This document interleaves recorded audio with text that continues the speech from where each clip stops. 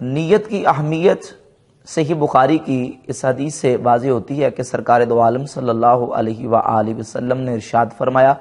انما الاعمال بالنیات، اعمال کا دار و مدار نیتوں پر ہے، اعمال کا دار و مدار نیت پر ہے، یعنی اے ثواب الاعمال بالنیات، اعمال کا ثواب نیتوں پر ہے، جس طرح کی نیت ہوگی اتنا ہی اس قدر اس کو اللہ رب العزت کی بارگاہ سے ثواب ملے گا۔ یہ تو نیت کی اہمیت تھی۔ اب نیت کی حقیقت کیا ہے؟ نیت کہتے ہیں عقد القلب علی الفعل، کسی کام کے کرنے پر دل کا پختہ ارادہ، یہ نیت ہے۔ نیت کی یہ حقیقت ہے۔ حقیقت میں نیت دل کے ارادے کو کہا جاتا ہے، زبان کے ساتھ کہنا نیت نہیں ہے بلکہ دل کے ارادے کو نیت کہا جاتا ہے۔ ہاں البتہ اسی دل کے ارادے کو زبان کے ساتھ اس کا تلفظ کر لینا، اس کو زبان کے ساتھ دہرا لینا، یہ جائز ہے، مستحب ہے، اور اس کی اصل نبی پاک صلی اللہ علیہ وآلہ وسلم کے عمل سے ثابت ہے۔ حج، عمرہ، نماز، روزہ، اعتکاف، قربانی، یہ دیگر جو ہم اعمال صالحہ کرتے ہیں، ان کی دل میں نیت ہونا یہ ضروری ہے۔ دل میں ہی ہونے کو نیت کہا جاتا ہے۔ البتہ دل میں جو نیت ہے اس کا تلفظ کر لینا، اس کو زبان سے ادا کر لینا، نبی کریم صلی اللہ علیہ وآلہ وسلم کی احادیث سے اس کی اصل ثابت ہے، اور امت کے اسلاف سے یہ چیز ثابت ہے کہ اگر اسی دل میں نیت کو تلفظ کر لیا جائے، زبان کے ساتھ ادا کر لیا جائے، تو یہ جائز اور مستحب اور بہتر عمل ہے، یعنی تاکہ دل اور زبان دونوں ایک ہو جائیں اور دل اور زبان دونوں مل جائیں۔ ہم زبان سے کہنے کو نہ تو فرض کہتے ہیں، نہ ہی واجب کہتے ہیں، نہ فرض ہے، نہ واجب ہے، نہ ضروری ہے۔ کوئی بندہ نہیں کہتا تو کوئی حرج نہیں ہے۔ اگر کوئی بندہ زبان سے ادا کر لیتا ہے، اس نیت کو زبان سے تلفظ کر لیتا ہے، تو یہ مستحسن ہے، جائز ہے۔ اسلاف امت کے اس پر اقوال موجود ہیں، اور اس کی اصل نبی پاک صلی اللہ علیہ وآلہ وسلم کی حدیث سے ثابت ہے۔ سیدہ ام المومنین عائشہ صدیقہ رضی اللہ تعالیٰ عنہ فرماتی ہیں کہ نبی پاک صلی اللہ علیہ وآلہ وسلم جب اپنے کاشانہ اقدس میں در دولت میں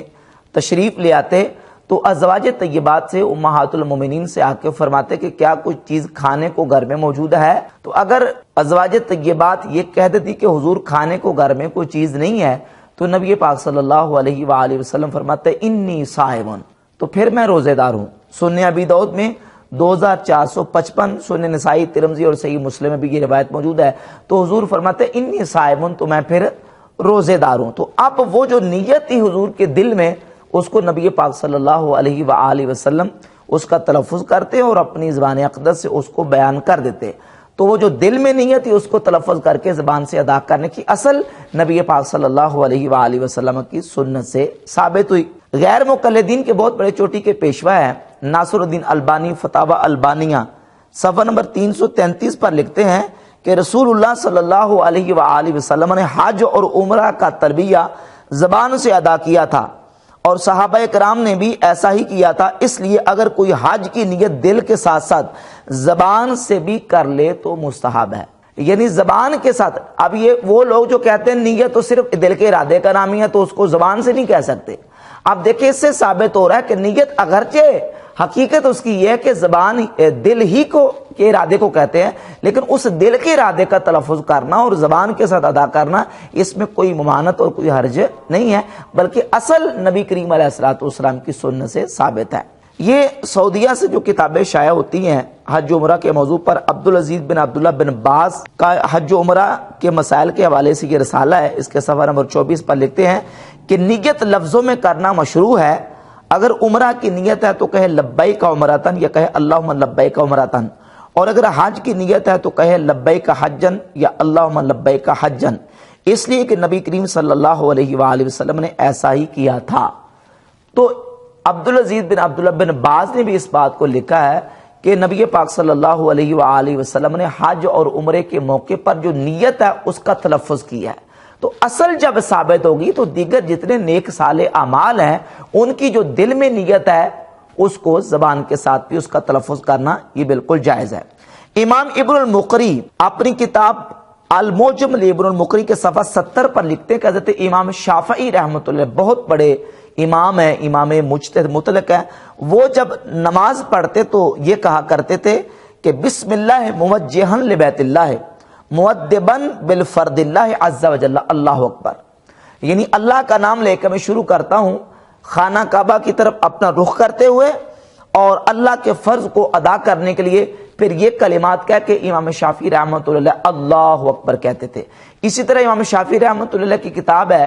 کتاب الام، اس کی پہلی جلد کے صفحہ 90 پر امام شافعی رحمۃ اللہ نے پورا باب قائم کیا ہے نیت الصلاۃ کے عنوان سے، اور اس میں نیت کے مسائل بیان کرتے ہوئے ساری ڈیٹیل بیان کی ہے۔ اس سے بھی یہ بات پتہ چلتی ہے کہ امام شافعی رحمۃ اللہ زبان کے ساتھ نیت کے تلفظ کو یہ درست اور جائز سمجھتے تھے۔ امام ابن مندہ کی کتاب ہے الفوائد جلد ایک صفحہ 26 پر موجود ہے کہ حضرت انس ابن مالک رضی اللہ تعالی عنہ بھی جب روزے کی نیت کرتے تھے تو اس کا تلفظ کرتے تھے، اس کو الفاظ ادا کر کے حضرت سیدنا انس ابن مالک رضی اللہ تعالیٰ عنہ کی ذات گرامی قدر اس کا تلفظ کرتے تھے۔ یہ حضور سیدنا شیخ عبد القادر جیلانی غوث پاک سرکار رضی اللہ تعالیٰ کی کتاب ہے غنیۃ الطالبین جلد نمبر 2 صفحہ نمبر 199 پہ لکھتے ہیں کہ ینبغی للامام اللہ یدخل فی الصلاۃ ولا یکبر،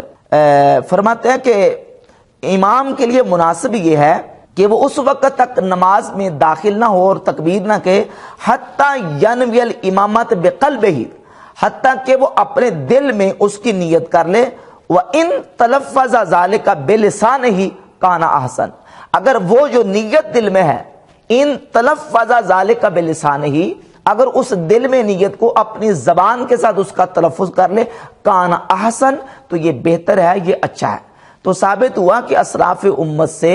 شیخ عبد القادر جیلانی غوث پاک سرکار رضی اللہ تعالیٰ سے، امام شافعی حضرت سیدنا انس بن مالک رضی اللہ تعالیٰ عنہ سے، اور نبی پاک صلی اللہ علیہ وآلہ وسلم کی احادیث سے جو زبان کے ساتھ نیت کے تلفظ کرنے کا ثبوت ہے، اس سے یہ بات بالکل واضح ہوتی ہے کہ نماز ہو، حج ہو، عمرہ ہو، قربانی ہو، اعتکاف ہو، روزہ ہو، ان نیک اور صالح اعمال کے لیے زبان کے ساتھ تلفظ کرنا نیت کا یہ جائز۔ نیت اگرچہ حقیقت ہے، نیت دل کا ارادہ ہے، کوئی زبان کے ساتھ نہیں کہتا تو کوئی حرج نہیں ہے، لیکن اسی نیت کو اگر زبان کے ساتھ دہرا دے تاکہ دل اور زبان دونوں جو نا وہ ایک ہو جائیں تو یہ بہتر ہے، اچھا ہے، اس میں کوئی گناہ والی بات نہیں ہے۔ اگلا مسئلہ آ گیا رمضان شریف کے روزے کی نیت۔ وَبِصَوْمِ غَدٍ نَوَيْتُ مِنْ شَهْرِ رمضان، جس طرح میں نے پہلے وضاحت کر دی ہے کہ نیت دل کے ارادے کو کہتے ہیں، زبان کے ساتھ تلفظ کرنا ضروری نہیں ہے، لیکن دل کے ارادے کو زبان کے ساتھ ادا کر لینا یہ بہتر ہے، اس میں کوئی گناہ اور حرج والی بات نہیں، کوئی نہیں کرتا تو نہ کرے، لیکن اسی دل کے ارادے کو زبان کے ساتھ اگر ادا کر لیں تو اسلاف امت سے میں نے حوالہ جات سے ثابت کیا کہ یہ بالکل مستحسن ہے، جائز ہے۔ اب رہ گئی بات روزے کی نیت پر اعتراض کی، لفظ غدن پر جو اعتراض کیا جاتا ہے کہ دیکھیں جی، جو سورج غروب ہونے کے بعد رات آتی ہے اور اس کے بعد جو دن آتا ہے، ان دونوں کو الیوم کہا جاتا ہے، وہ ایک ہی دن میں شامل ہیں، تو غدن کہتے ہیں وہ دن جو آنے والا کل ہے اس کو غدن کہا جاتا ہے۔ تو آپ رات کے وقت سحری کے وقت نیت کرتے ہیں اور کہتے وَبِصَوْمِ غَدٍ نَوَيْتُ مِنْ شَهْرِ رمضان، میں نے کل کے روزے کی نیت کی، تو جو صبح آنے والی وہ کل نہیں ہے، کل تو وہ جو اس کے بعد آنے والا کل ہے، تو لہذا لفظ غدن کا استعمال یہاں عربی اعتبار سے درست نہیں ہے۔ تو اس کا جواب یہ ہے کہ یہ لوگ جو اعتراض کرتے ہیں یہ عربی گرامر سے اور عربی کے کلمات کے اطلاقات سے بے خبر ہیں، اور ان کی عدم واقفیت کی وجہ سے یہ ان کو اشکال اور ان کے دل میں ایک ذہن میں اعتراض پیدا ہوتا ہے۔ احادیث طیبات میں لفظ غدن آنے والے کل کے لیے بھی استعمال ہوا ہے، اور جو کلمہ غدن ہے وہ اگر رات کے وقت کہا گیا تو صبح کے لیے استعمال ہوا ہے۔ جس طرح ہم نیت جو کرتے ہیں وہ رات کے وقت کرتے ہیں، جب تک صبح صادق نہیں ہوتی، صبح صادق سے ہونے سے پہلے پہلے کا جو وقت ہے وہ لیل میں داخل ہے، اور صبح صادق کے بعد کا جو وقت ہے وہ نہار میں داخل ہے۔ اب نبی پاک صلی اللہ علیہ وآلہ وسلم کی احادیث سے جو ہمیں بات واضح ہوتی ہے اور سامنے آتی ہے، اس سے یہ بالکل مسئلہ واضح ہو جاتا ہے کہ غدن کا کلمہ اگر رات کے وقت کہا جائے تو صبح کے لیے غدن کا کلمہ استعمال کیا جاتا ہے۔ نبی پاک صلی اللہ علیہ وآلہ وسلم نے بدر شریف کے موقع پر اپنے صحابہ کرام رضی اللہ تعالی عنہم کو جمع کیا۔ مسند بازار کی جلد نمبر 1 صفحہ نمبر 215 پہ روایت کا نمبر 281 موجود ہے۔ حضرت انس ابن مالک رضی اللہ تعالی عنہ فرماتے ہیں کہ جعل رسول اللہ صلی اللہ علیہ وسلم یرینا مسارع القوم لیلۃ البدر، یعنی بدر صبح ہونے والی تھی جنگ، اس سے پہلے جو رات تھی، رات کے وقت حضور اقدس صلی اللہ علیہ وآلہ وسلم نے اپنے صحابہ کرام کو جمع کیا، اور صحابہ کو جمع کر کے مشرکین مکہ کے مرنے کی جگہوں کو، ان کے مسارے کو حضور نے دکھایا اور فرمایا ھذا مسرع فلان غدن انشاءاللہ تعالی، انشاءاللہ تعالی صبح فلاں کافر یہاں مرے گا، فلاں کافر یہاں مرے گا، فلاں کافر یہاں مرے گا۔ تو رات کے وقت نبی کریم علیہ الصلوۃ والسلام نے آنے والی جو صبح تھی اس کے لیے غدن کا کلمہ استعمال کیا۔ تو اس سے بات بالکل واضح ہوئی کہ رات کے وقت جو بات کی جائے صبح کے لیے، دن کے وقت اس کے لیے غدن کا کلمہ استعمال کیا جاتا ہے، اور حضور علیہ الصلوۃ والسلام نے خود استعمال کیا۔ اور اس کلمے کے اور اس مکالمے کے رات کے وقت ہونے پر بہت سارے اور دلائل موجود ہیں۔ امام موسیٰ بن عقبہ نے اپنی کتاب المغازی میرے پاس موجود ہے، اس کے صفحہ 131 پر اور 132 پر امام موسیٰ بن عقبہ اپنی مغازی میں لکھتے کہ یہ بات اور یہ مکالمہ نبی پاک صلی اللہ علیہ وآلہ وسلم نے رات کے وقت صحابہ کرام علیہ رضوان سے کیا ہے۔ اسی طرح امام بہقی نے دلائل النبوہ کی جلد نمبر 3 صفحہ 87 پہ لکھا ہے کہ یہ مکالمہ حضور علیہ الصلوۃ والسلام نے صحابہ کرام سے رات کے وقت کیا ہے۔ اور یہ مغازی موسیٰ بن عقبہ وہ کتاب ہے جس کے بارے میں امام مالک رحمۃ اللہ فرماتے ہیں علیک بمغازی موسیٰ، تجھ پر مغازی موسیٰ بن عقبہ لازم ہے، اس کو پکڑ لے۔ اور یہ امام موسیٰ بن عقبہ المتوفی 141 ہجری، یہ امام مالک کے بھی استاد ہے، امام شعبہ بن حجاج کے استاد ہے، امام سفیان ثوری، امام سفیان بن عیینہ، بڑے بڑے ائمہ محدثین کے استاد ہیں۔ انہوں نے بھی یہ بات لکھی ہے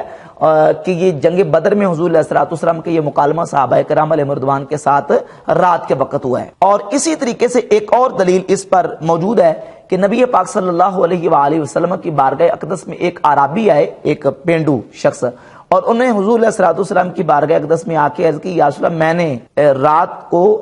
چاند دیکھا ہے، رمضان شریف کا چاند میں نے دیکھ لیا ہے۔ تو جب رات کے وقت چاند دیکھنے کے بعد وہ نبی پاک علیہ الصلوۃ والسلام کی بارگاہ اقدس میں آ کے گواہی دیتے ہیں۔ صحیح ابن حبان میں 3446 نمبر حدیث ہے، نبی پاک علیہ الصلوۃ والسلام نے اس آنے والے اعرابی کو فرمایا نادی فی الناس فلیصوموا غدن، لوگوں کو جا کے ندا کر دو، اعلان کر دو کہ پس صبح کو وہ روزہ رکھیں۔ چاند دیکھنے کے بعد رات کو نبی پاک علیہ السلام کی بارگاہ میں وہ شخص آئے اور آ کے جب کہا کہ میں نے چاند دیکھا ہے، تو اسی رات کو رسول اللہ صلی اللہ علیہ وسلم نے ان کو فرمایا نادی